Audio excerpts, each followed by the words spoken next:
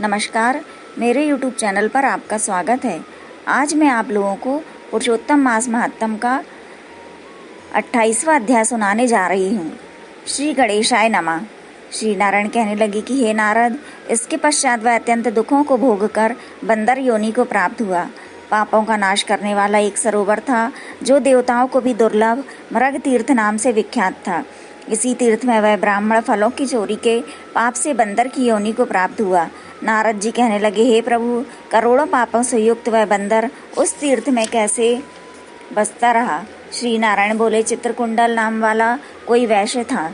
उसकी तारका नाम की स्त्री थी। इन दोनों के पुरुषोत्तम मास करते हुए पुरुषोत्तम मास चला गया। पिछला दिन आने पर स्त्री सहित चित्रकुंडल ने अत्यंत प्रसन्नता के साथ उद्यापन किया और उद्यापन कराने के निमित्त स्त्री सहित वेद वेदांग को जानने वाले ब्राह्मण को बुलाया। हे नारद, वहां धन के लोभ से कंजूस ब्राह्मण भी पहुंच गया। जब उद्यापन विधि समाप्त हो गई तो चित्रकुंडल वैश्य ने स्त्री सहित ब्राह्मणों को अत्याधिक दान देकर प्रसन्न किया। उसकी बहुत सी दी हुई दक्षिणा से ब्राह्मण अति प्रसन्न होकर अपने अपने घरों को चले गए। परंतु अत्यंत लोभी वह कंजूस रोता हुआ उसके आगे आकर खड़ा हो गया और विनय से नम्र होकर अति गदगद वाणी से चित्रकुंडल से बोला, हे चित्रकुंडल, वैश्यों के पति आप इस समय कृतार्थ हो जो आपने पुरुषोत्तम का सेवन किया। ब्राह्मणों को बहुत सा धन दिया, किंतु मुझ भाग्यहीन को क्यों नहीं कुछ दिया? उस कंजूस के ऐसे वचन सुनकर उस वैश्य ने कंजूस को भी बहुत सा धन दिया। उस ब्राह्मण ने धन को लेकर भी पृथ्वी में गाड़ दिया। वहां पर उस लोभी ब्राह्मण ने पुरुषोत्तम महात्म्य के धन के लोभ से स्तुति की। पूजा को देखकर पुरुषोत्तम जी धन के लोभ से स्तुति सुनकर प्रसन्न हुए, जिसके फल से वह ब्राह्मण मृग तीर्थ को प्राप्त हुआ। वह तीर्थ जल वाला, घनी छाया वाला, मीठे मीठे फल वाले पेड़ों से शोभित अत्यंत सुंदर वन था। श्री नारायण कहने लगे, हे नारद, जब श्री रामचंद्र जी ने समुद्र में पुल बांधकर रावण का वध कर दिया तो रावण के मारे जाने से ब्रह्मा, शिव, इंद्र आदि सब देवताओं ने प्रसन्न होकर श्री रामचंद्र जी को वर मांगने के लिए कहा।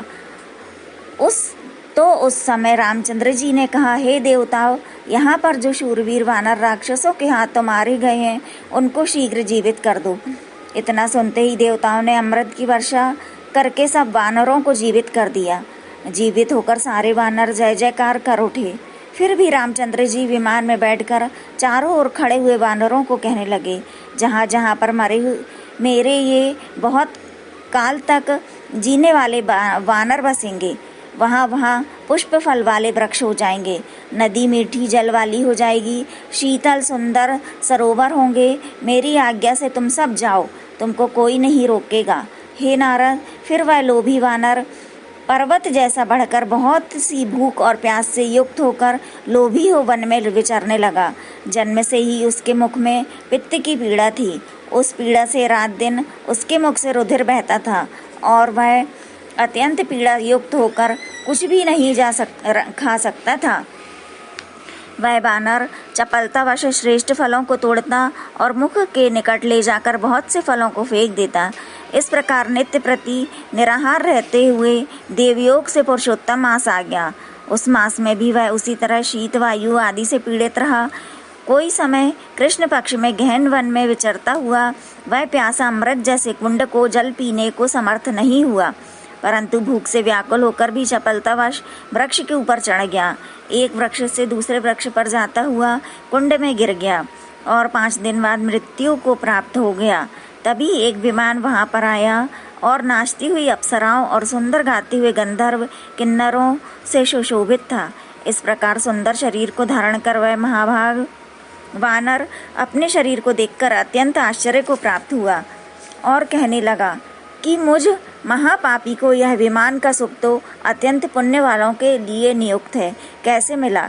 मैंने तो कभी कोई सुकृत किया ही नहीं जिससे मैं हरि के स्थान को प्राप्त हूँ।